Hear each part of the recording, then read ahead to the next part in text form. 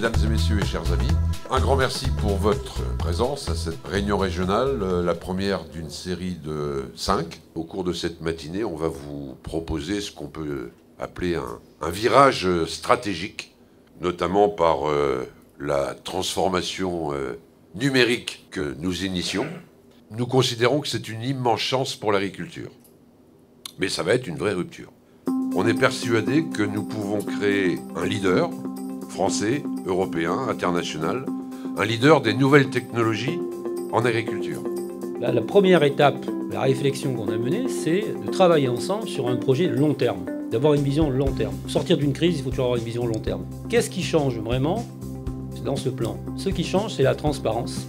C'est la volonté d'expliquer que dorénavant, il y aura des centres de coûts compétitifs et des centres de profit rentables, en lien avec les unions régionales, en lien avec les coopératives. Un exercice 17-18 qui a été marqué par un contexte conjoncturel que je qualifierais de favorable. C'est surtout par rapport à l'exercice précédent qu'on avait vraiment vécu dans une certaine difficulté. C'était l'exercice qui avait été marqué par la crise des moissons. Donc en revanche, l'exercice 17-18 était très satisfaisant pour le directeur financier que je suis parce que tous les mois, on a été au rendez-vous de notre budget mensualisé. Et donc on a fini l'année avec un EBITDA qui s'élève à 163 millions d'euros. Je rappelle que maintenant on se retrouve avec l'organigramme suivant. Donc forcément, on va prolonger la trajectoire de ces trois métiers et on va se poser la question des céréales. L'ADN d'Invivo aujourd'hui, c'est quand même le blé. Et aujourd'hui, on est sous pression. Que va devenir la centrale d'achat de phyto demain, si demain il n'y a plus de phyto? Que devient le trading? Je n'y reviens pas dans un contexte qui a changé.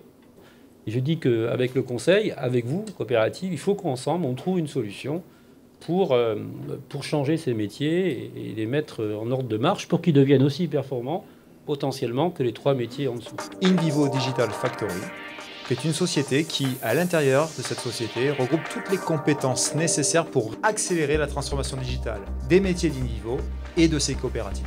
Et on a imaginé une vision cible, une plateforme qui pourrait permettre demain, dans le respect de la chaîne de valeur, à une coopérative de finalement utiliser ce canal digital, augmenter le point de contact avec son adhérent, devenir omnicanal et sur une plateforme proposer des produits et des services. Alors ça peut être des produits de commodité classiques, mais ça peut être également des produits de services, des services de type assurantiel par exemple.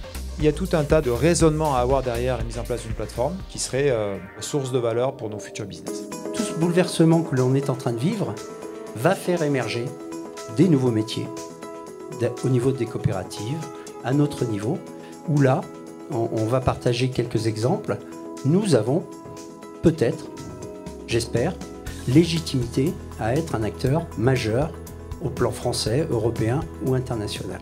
Finalement, en France, on a plus de contraintes, on a plus de difficultés, mais ça nous donne à nous, Bioline, un temps d'avance sur beaucoup d'autres groupes agricoles de se poser les bonnes questions.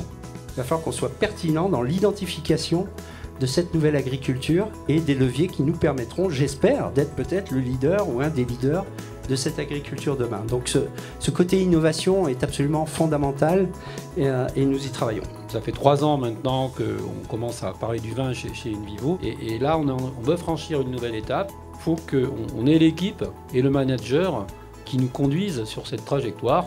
Comme Laurent est en train de conduire le projet Bioline, vous avez vu l'ambition, il faut qu'on arrive à avoir une trajectoire aussi dynamique à terme pour le projet vin. Voilà.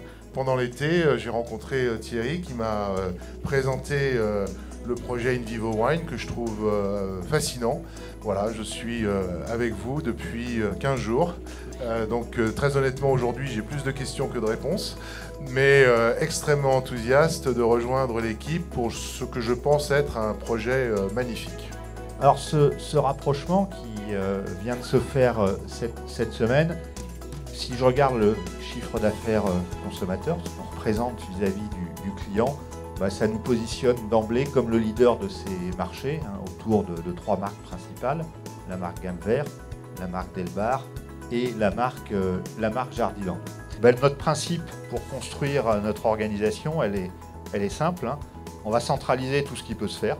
On va faire des centres d'expertise pour certains métiers. Bien évidemment, la centrale d'achat, Ça, on va attaquer par ça, parce que c'est ce qui peut amener de la valeur le plus rapidement possible. Et puis dans cette organisation, on laissera au niveau des enseignes ce qui permet quand même de se différencier auprès du client.